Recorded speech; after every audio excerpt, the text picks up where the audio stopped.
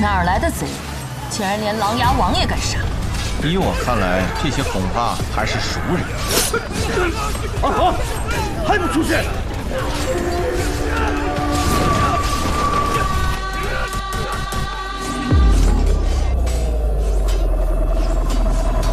杀！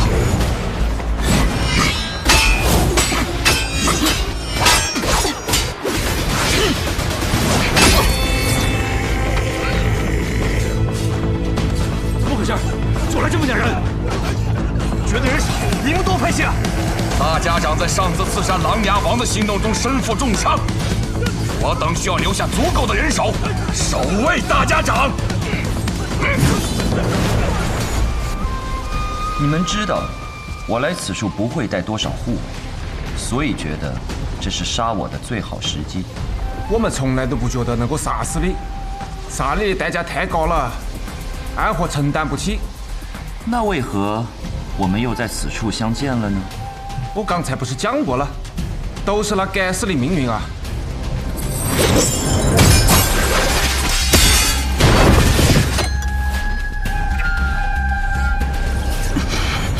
阿弥陀佛，我的般若心中不如我的师兄。王爷，我的内力已经耗尽了。若是风小刺出了杀念，便是我若风的罪过了。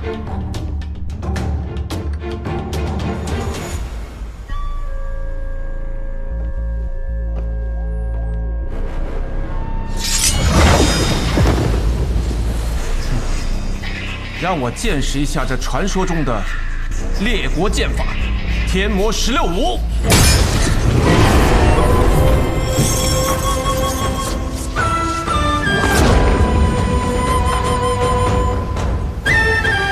很少有人能见到这场真正的天魔舞，见过的都已经死了。王爷或许能够活下来，但这天魔将永远与你共行。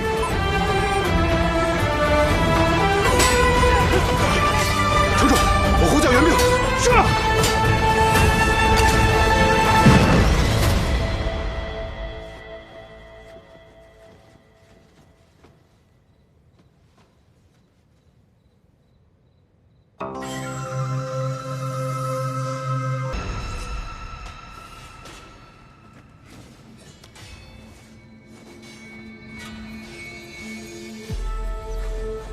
看来他们被尹宗发现了。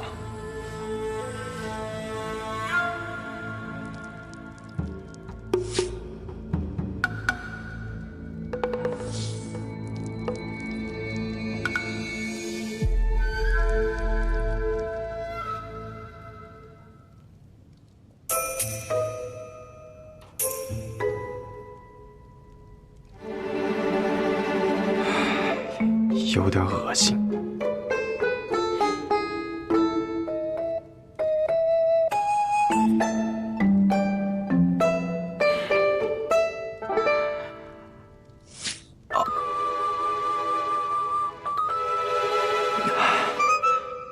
我的那一滴解药，怕是解不了全部的醉梦蛊。雨墨姐姐，你还有更多的寻踪珠吗？这一只是羽歌毒属，需要训练很久才能得到这样意志。不过，如果是羽歌，哪怕只有一滴解药，也一定可以找到破解之法吧。也是，他可是宋羽啊。似有飞剑天上来。渊，活下去，等你长大后成为剑仙，重振我们无剑城。经落烟霞不复回。一柄剑可以炼制多强，从能敌10人到能敌100人，最后敌1000人，甚至敌10000人。况那人间无尽愁。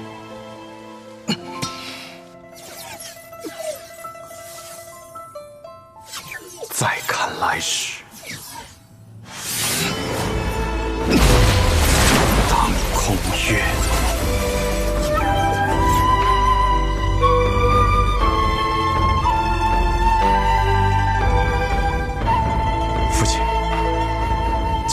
借你一道凛然剑气吧。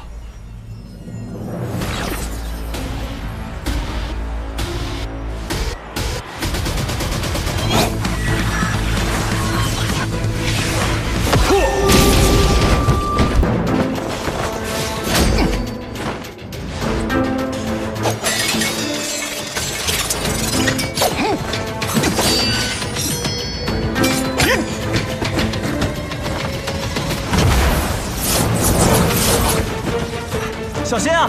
那是神仙笔，地上的一个字就是一道气，一会儿气随笔出，他想寻你的窍门。多嘴！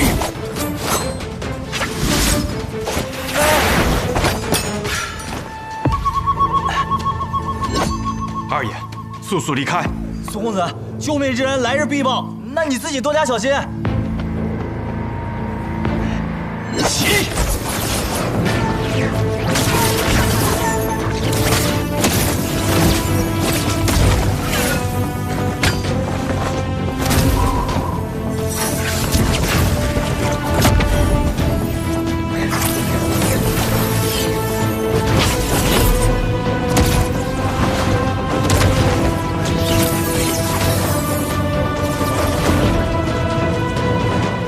神仙笔，怎么写都是死的事，因为今日是你死期，神仙也难救。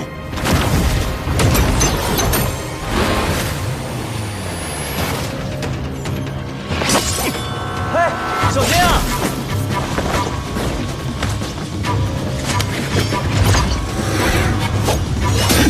哎呀，这下糟了！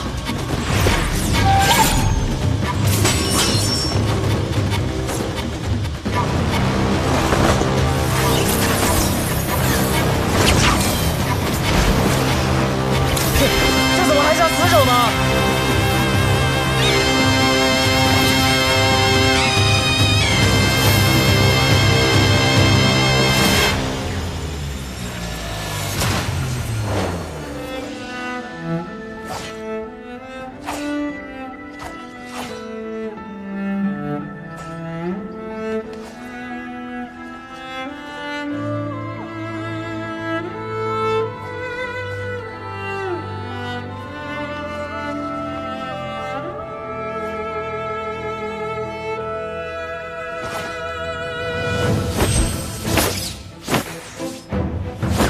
小心！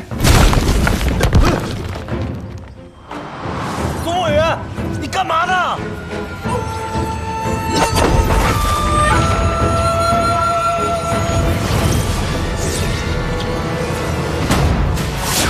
空有剑神仙笔，你不要命了？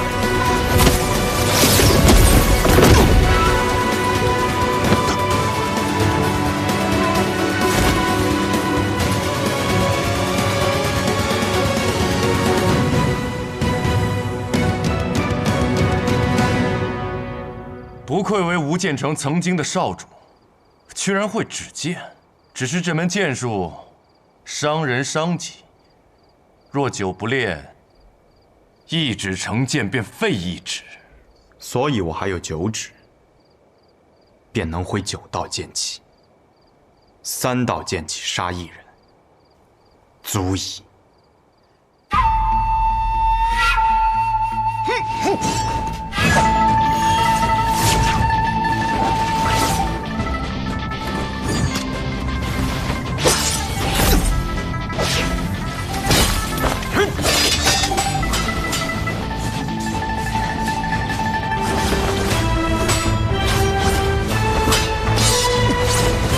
苏沐雨，吃了人间烟火之后就是不一样，叫方司都敢来了。是你父亲带我来的。哎，我作证啊，苏公子真的只是听曲儿。难道苏沐雨真是无辜的？那是自然。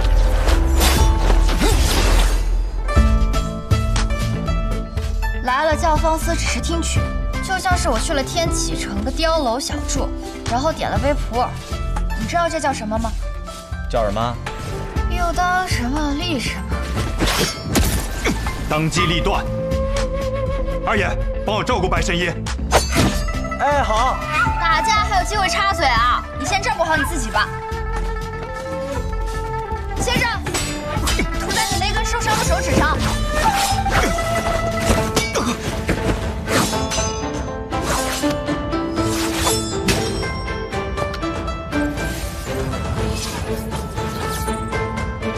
多谢。白神医。白鹤怀，妖王新百草的小师叔。啊，哦，久仰久仰。久仰什么久仰？我在江湖上根本就没有露过面，净说瞎话。所以你方才说的话，我也不信了。哎，不是我，哎，姑娘，你这弄得我都不知道说什么好了。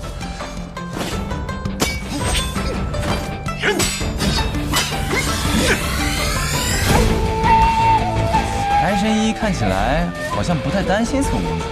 那是自然。当苏沐雨手中握住剑的那一刻，一切已成定局。还不下来帮忙？哼，来了。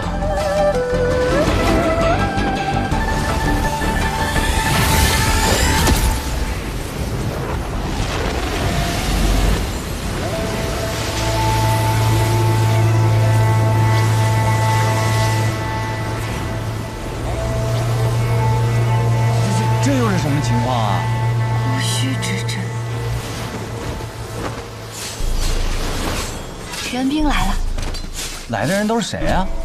暗河大家长，暗河穆家家主，还有……那我先走了。哎，着急跑什么？看完再说。啊。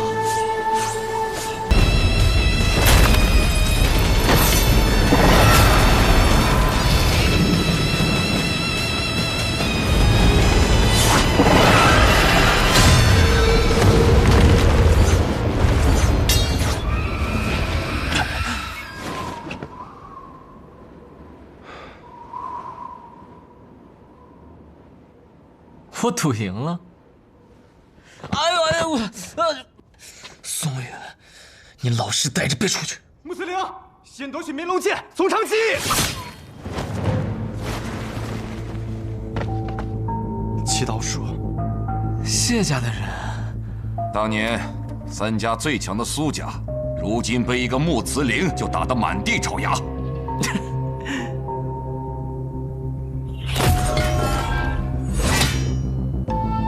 这绵龙剑我拿到了，这大家长能不能我来当啊？还太早了吧，能从这里带走，才算你的。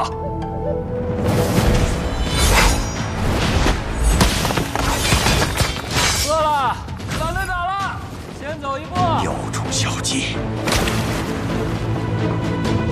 穆家贼人哪里跑？你到底要干什么？苏家苏昌河虽有伤在身，也要为苏家夺回绵龙剑。我们无人是其对手，你身负重伤，追上去亦是枉然。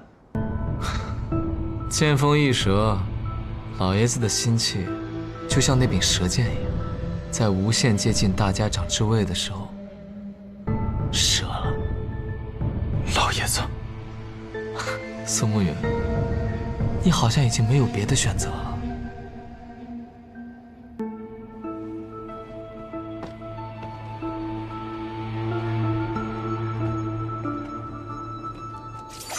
沐雨啊，状告大家长，绵龙剑我没握住，辜负了他。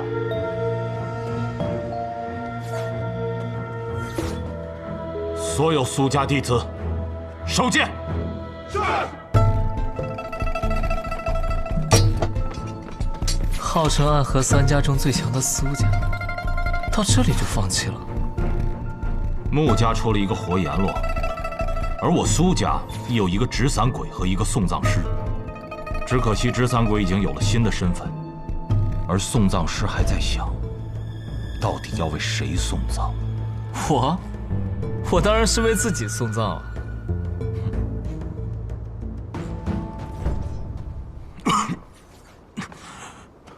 你的任务还没有完成，你打算怎么做？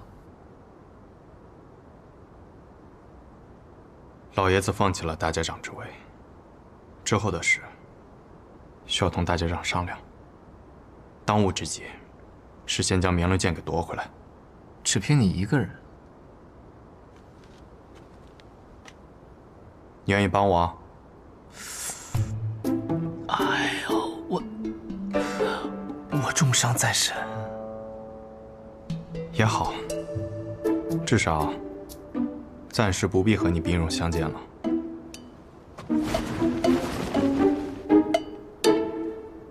哎，真是个天真的家伙。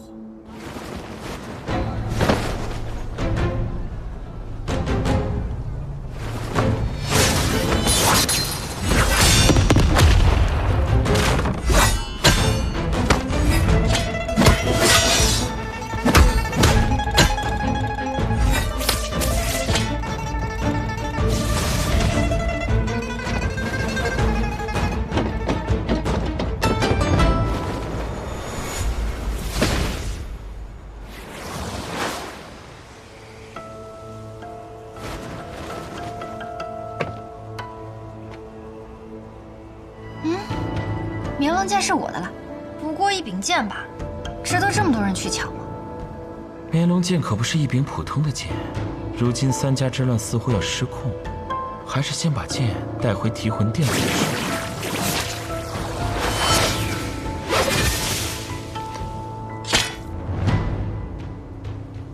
又是谁在装神弄鬼？这柄绵棱剑有问题，倒是我小看慕名册。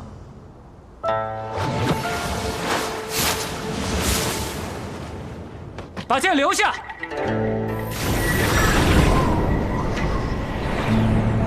苏庆辉的双寒剑气。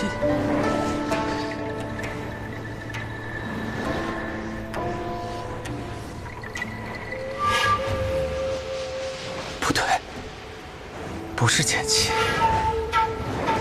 是温家的3丈不留地。世上最难解的毒阵之一啊！这毒，常人只要吸上一口，活不过半个时辰。这女娃娃有几分手段，会我们暗合苏家的武功，还能下温家的毒，也就是你了。那就等，我就不信他不出来。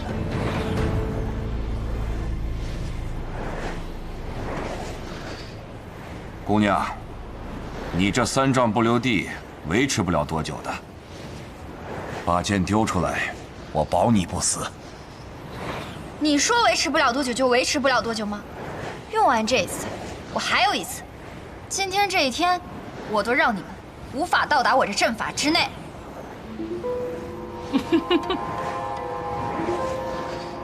苏沐雨，怎么还不快来啊？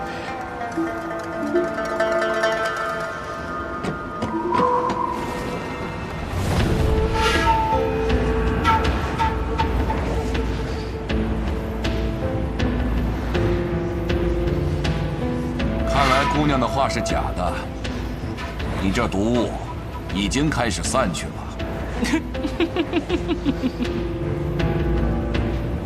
该死的苏沐雨，总是来的这么晚，撑不住了。献给你们，你们方才说的可要算数。不要杀我！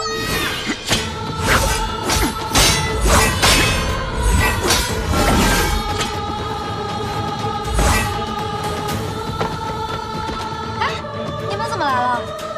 陈龙，你带剑走，我来殿后。好。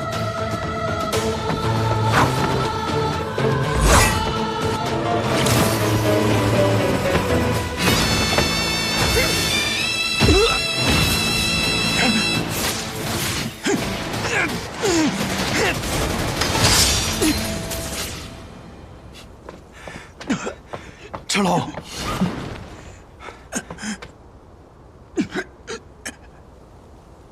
刀，绵龙剑，我帮你活住。陈龙，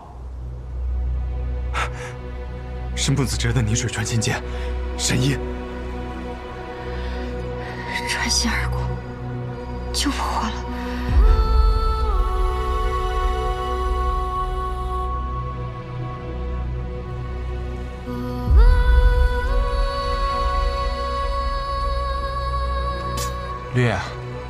你没得事吧？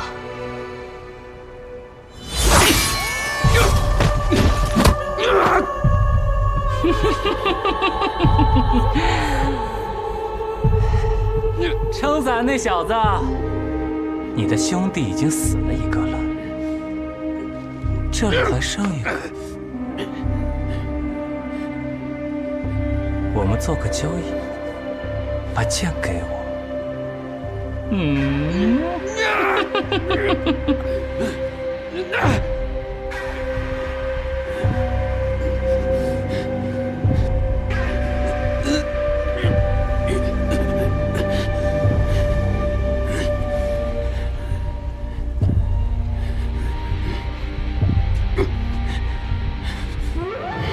你想要这柄剑？把剑给我，你可以继续追这柄剑，不过至少要1个时辰之后，因为到时候就是你和木子哲之间的事情了。与我无关。头儿，不必理会他。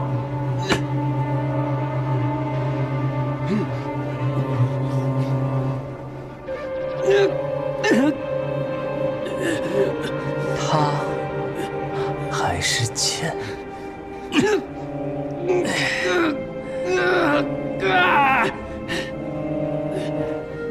你只有1瞬息的时间考虑。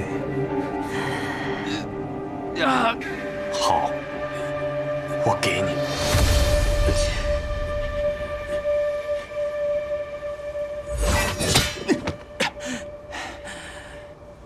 好大的手劲啊！带着这柄剑回到我家，拿给他，然后告诉他，我苏沐雨发誓，不管木子哲身份如何，不管木子哲走到何处，不管我需要耗费多久，我一定会杀了他。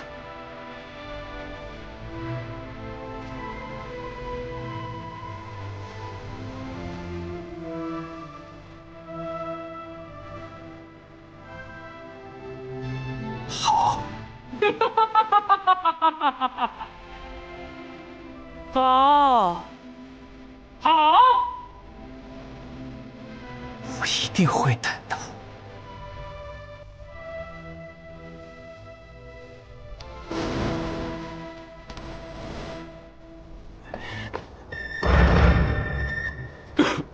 萤火，头儿，我们没顾好剑。你没事便好。该死！祈祷说，我原本以为你不会参与此事。去问你那该死的兄弟吧。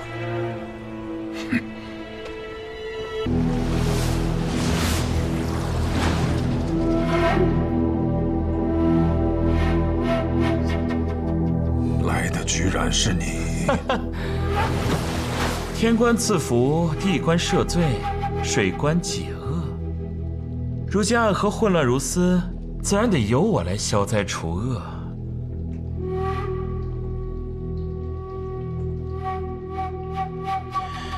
那柄真正的绵龙剑在你这里，连带着暗河的秘密，始终被你牢牢掌握在手中。刺杀唐二老爷的任务是谁给的？自然是你知道的那位。所以如今这一切也在他的意料之中。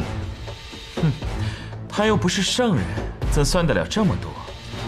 不过他也同样期待这件事后，暗河将会变成一个怎么样的新的暗河。哼，不过不管怎么样的暗河，都不该有我。不愧是大家长。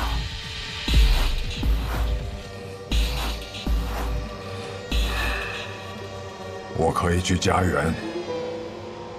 家园？哦，是那个传说中暗河唯一的净土，真正能让人放下屠刀，过平凡人日子的，那个家园。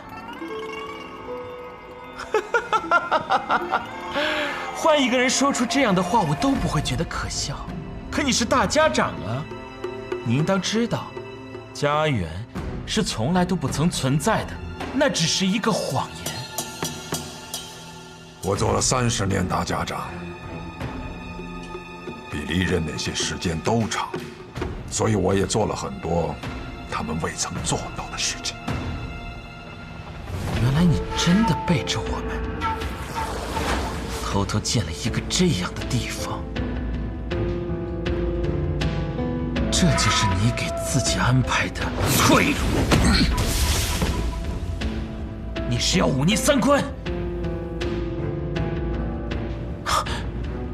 不对，你这长风，雪落一枝梅的毒竟然真的被解了。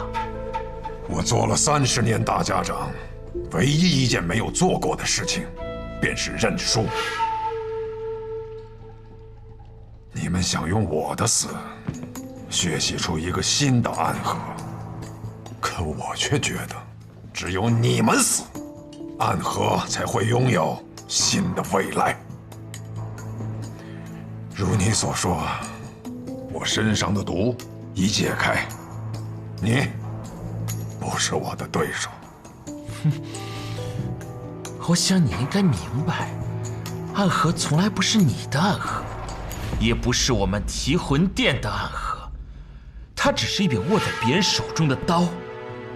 我们没有决定它的资格，只有握刀的人才有。我这30年要改变的就是这件事。虽然我没能做到，但总有人最终可以做到。那便恭候。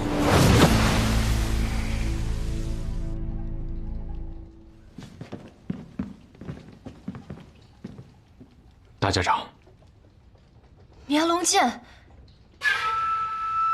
你的意思是，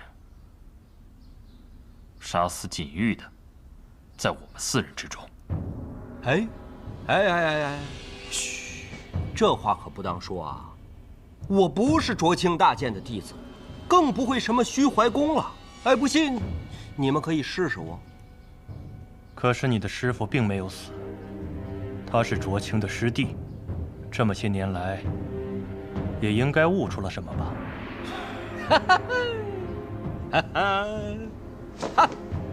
张相见，你这是诛心之论呐！那要照你这么说，全天下的人都有嫌疑了。是你还是你？住口！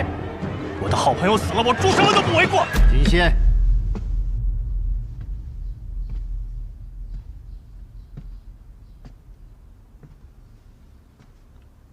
纵使太过悲伤，也不该说这样的话。是秦仙冒失了，但是秦仙的话并不收回。你说什么？白王殿下到！白王殿下。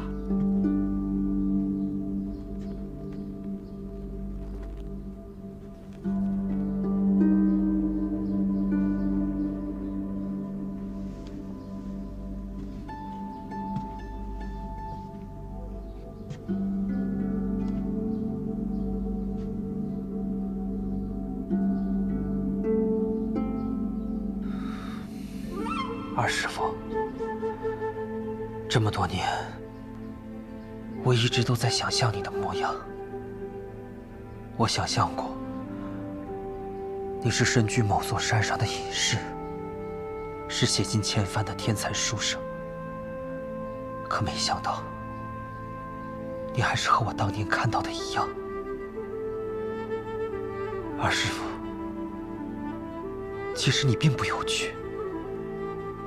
可如果这个世上少了你这样的人，该是多无趣啊！白王殿下，还请节哀啊！我曾经问过你，为什么选择我？为什么选择我这个偏偏瞎了眼的皇子？而你却告诉我，你选择我，并不是希望我登基，享受荣华，而是因为你觉得值得。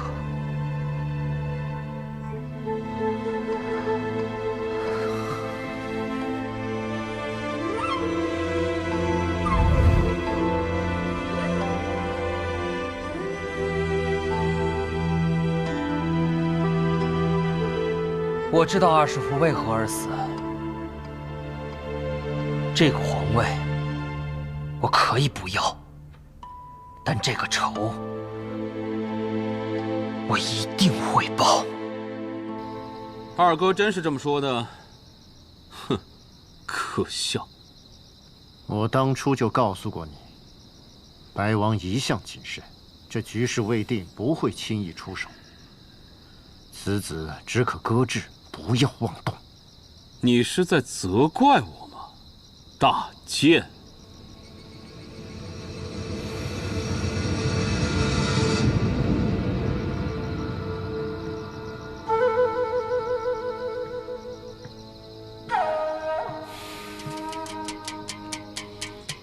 殿下，你就不后悔吗？本王想登天，登天本就没有平坦的路。既然选择了，就不要为任何一个行动后悔。大剑还是想一想，下一步该怎么走吧。我早就帮你想好了，殿下，你还是适合在幕后运筹帷幄，所以，我帮你找了一个打头阵的人。哦，是谁？真正的皇位继承人。是他吗？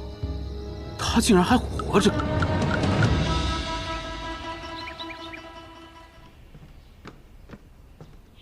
大将军，有客来访。不接。嘘。将军，好啊。退下吧。是。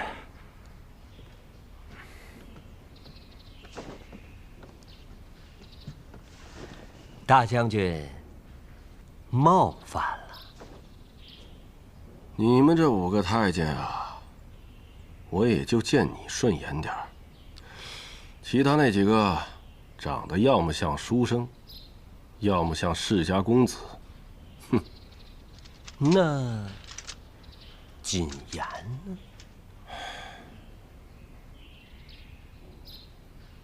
低眉顺眼，笑容谄媚，一看就是奸臣样。不过，看着就是做太监的料。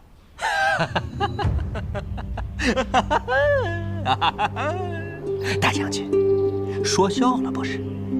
行了，说吧。公公找我何事啊？若不是什么重要的事情，擅闯将军府，倒也不是什么小事。谨言所来，自有要事。如今明德帝病重，写下新的龙凤卷轴，它自然是迟早的事。良禽择木而栖。现在天启城各派都在选择自己的良主，我来是想问问大将军的选择是？你胆子不小啊！这是公然挑起党争，是死罪。但是输了的人才会死。当年陛下获得帝位，难道靠的不是党争吗？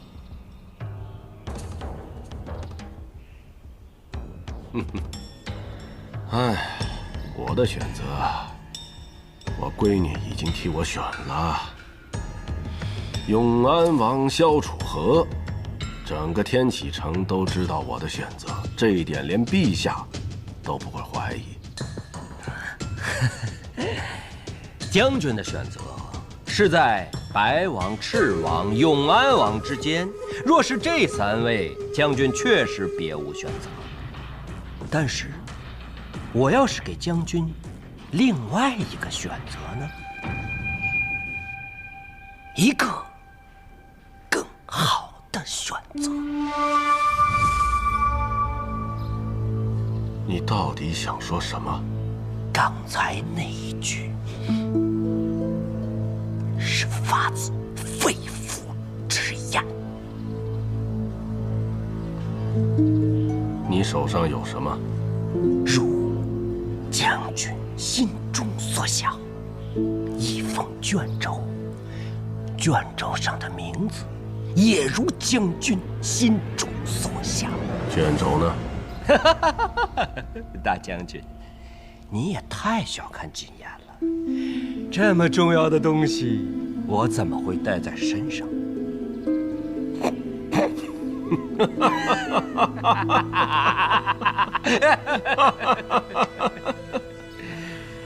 哎，这就算有卷轴，也改变不了所有啊。将军16岁从军，从一个小小的巡街校尉，变成了如今的北黎大将军。但是，将军的2位故友都已经相继离去，一个死在了战场上，甚至连尸首都不能回到故土；另一个死在了法场上，还背负了滔天的罪名。将军，难道不想为他们2个做点什么吗？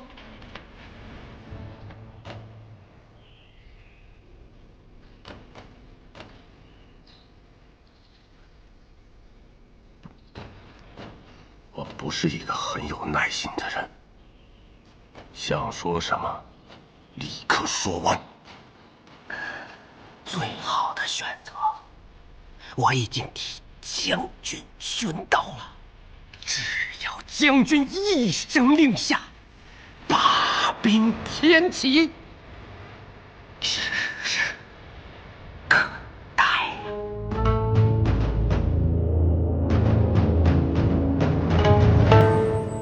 我怀疑是5大剑之一，第1大剑锦轩，皇城内的第1高手。你有几成把握？9成。你可以将此事告诉白王，杀了锦玉，就等于把白王彻底推向了我们这边。现在还不急，时机未到。等时机一到，这些债自然让他们来还。宣妃娘娘给的那滴血，我已经交给华锦了。华锦说，她需要半个月的时间制炼成药，但是，赤王从来都不是一个可以给人喘息机会的人。接下来，他会用更激烈的手段力挽狂澜。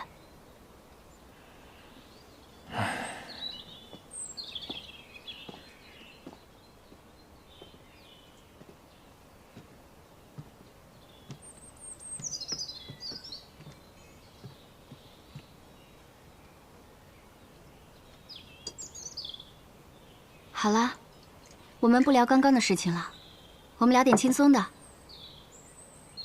乾隆好像喜欢你。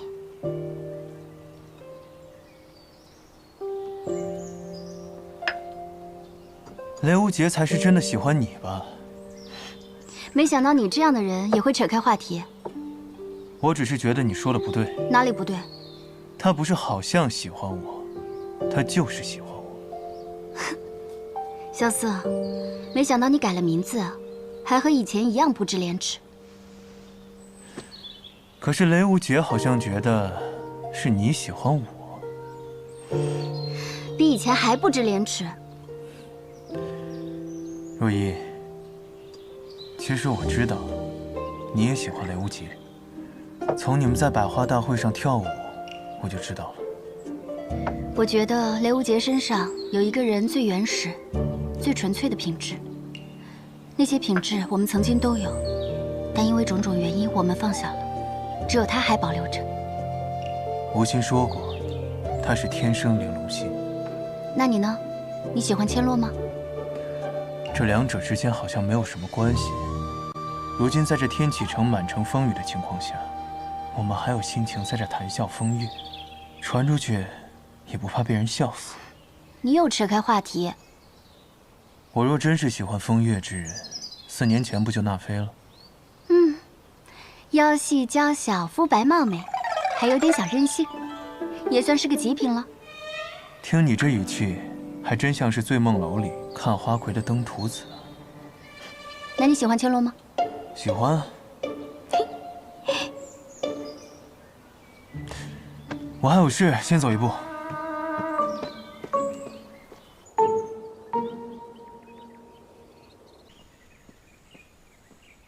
来了。陛下。哎呀，辛苦你了。哎，坐嘛。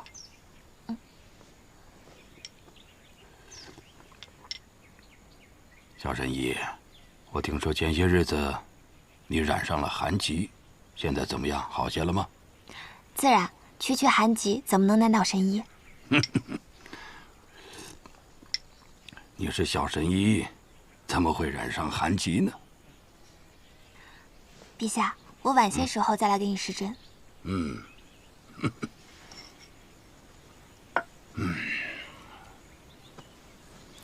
小神医啊，这些日子你在姑侄身上插了太多针了。姑得的病有这么难医吗？陛下，你知道我们医者口中常说的一句话吗？什么话？心病不除，百病难医。陛下，你有心病，这个华锦医不好。心病不除，百病难医。你的话，我明白了。明白了也没有用，还要治好。解铃还需系铃人。陛下，谁是你的解铃人呢？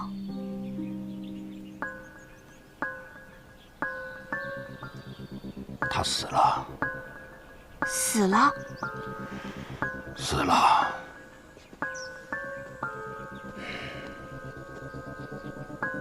他是姑最好的兄弟。我们在很小的时候，母后就死去了。虽然我们是皇子，却没有得受过多少的宠爱，甚至就连有点权势的太监都敢欺负我们。太医，你再回去救救他好不好？殿下，不要走，不要走！弟弟在6岁的时候感染上了中风寒，医了好久也没医好，最后到了快死的时候。救救我弟弟好不好？殿下，不是微臣不救治，微臣也是无力回天，爱莫能助啊！你救救他吧！殿下，请回吧。他是在那一日死的吗？流传在外面的说法是，在那个大雪夜里，我跪在门口，苦苦地哀求那个太医2个时辰。虽然我是一个不受宠的皇子，但是这样的跪礼，对一个太医来说，不是能够承受得起的。最后，把我弟弟从鬼门关拉了回来。陛下，你是个重情义的人，但那是假的，那是姑让太医对外说出去的故事。实际的情况是，那天晚上，姑跪了2个时辰，但她还是坚持要走。于是我拔出了母后留下的那柄长剑，我一剑上去。从那一刻起，我发誓，我再也不要做无人问津的皇子，我再也不要被人踩在脚底下。我要和我的弟弟登上天启的最顶端，让所有的人都不敢低头看我们。后来，我成为了皇帝，我的弟弟成了北黎的大都护。莫说天启，就算北黎，整个的天下都畏惧我们。可是最后，弟弟还是死了。是我杀了他，都是因为我提不起勇气，害怕失去手上那些虚妄的事物。陛下，你为何不自称孤了呢？孤？或许每次想起弟弟若风的时候，才觉得自己不是一个皇帝，而是一个哥哥。只有弟弟在的时候，哥哥才能永远的不孤单。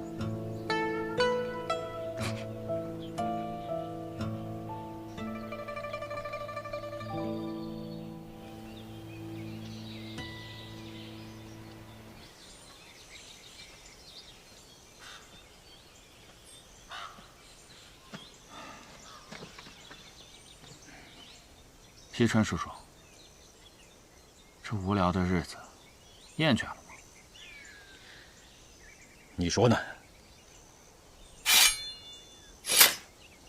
我这刀都要锈死了。是有点怀念天启了，想去千金台赌一把，再去碉楼小筑喝一杯，再去彩云追月阁睡一觉。瞧你这点出息，王爷怎么生出你这样的儿子？我这不是在这儿过过嘴瘾吗？现在看来，只有萧瑟那家伙当了皇帝，才能把我们招回去了。那也未必，我们可以自己回去。据最近传来的消息，明德帝最近病重不起。病重不起，王爷有什么打算吗？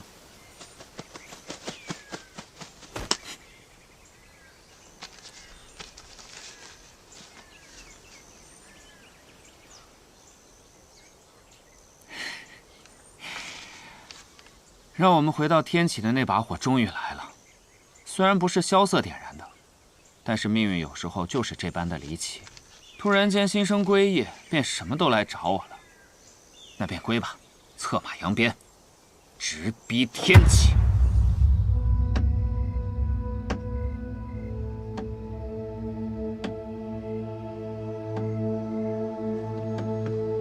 这么晚不睡，是在等什么好消息吗？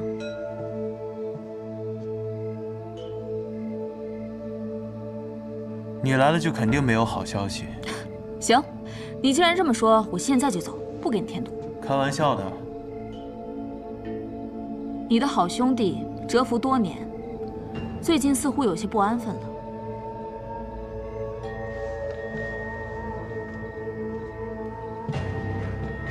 他们这是要回来了。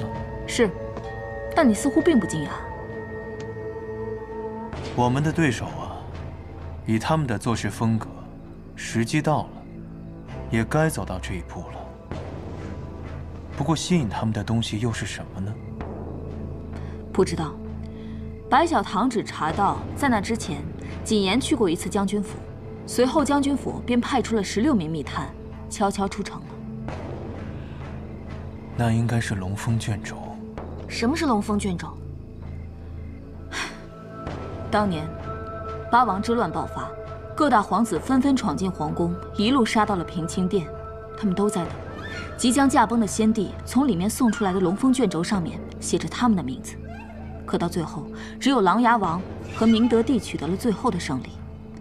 可当他们刚要踏入平清殿的时候，武大健捧着卷轴出来了。那卷轴上写的是明德帝。武大健捧旨而出，却始终不宣。最后，琅琊王上前一步接过卷轴，看了一眼之后，便当即撕毁。随后宣布，皇位传给三皇子萧若解，也就是现在的明德帝。那说明卷轴上写的，并不是萧瑟的父皇，不然为何要撕毁它？是啊，可是当年负责此事的武大健都选择了保持沉默，所以也就没有人再继续追究此事。可是龙峰卷轴向来有2封，一份由武大健保管，译为传圣意；另外一份则由钦天监保管，译为承天意。一封卷轴被撕毁之后，另外一封本该送到青天剑的卷轴，却无故消失了。那武大剑为何要纵容他？只有一种可能，那卷轴上写着琅琊王叔的名字，他撕毁了写着自己名字的诏书，武大剑根本没办法拦截。但是几年之后，琅琊王军功赫赫，民心所向，那封不知所踪的卷轴却又突然间出现了。即便琅琊王不想当皇帝，在朝中、在军中，甚至在民间，有越来越多的声音逼着他当皇帝。当年藏起那封卷轴的人，就准备要动手了，掀起兄弟反目，以此来达到自己的目的。新帝即位，旧帝的武大剑要去守皇陵，可当时大剑卓卿权势无说，所以他自然是不会甘心的。他从一开始便收起了龙凤卷轴，图谋着政变的那一天。我想，当年琅琊王叔一案，应该也是他一手挑起的。只是他没有想到，他的卷轴还没来得及亮出来，琅琊王叔就死在了法场之上，而他也在1个月后死在了皇陵。这件事，百草堂可没有查到。因为当年伤我的人就是锦轩，而锦轩是卓卿最亲近的弟子。卓卿死后，龙凤卷轴再次下落不明，我想8成就是落在了他的手里。而这锦言又是武大剑中锦轩最得力的走狗，他能说动将军府，除了知道琅琊王叔救军的下落之外，手里应该还有足够的筹码。我唯一能想到的，就是龙凤卷轴。我没明白，叶将军不是若依姐姐的父亲吗？他不是一直站在我们这边的？叶笑英是琅琊王叔最忠实的手下，他等这一刻等了很久，只可惜我们的目标是一样的，但是选择上可能会大有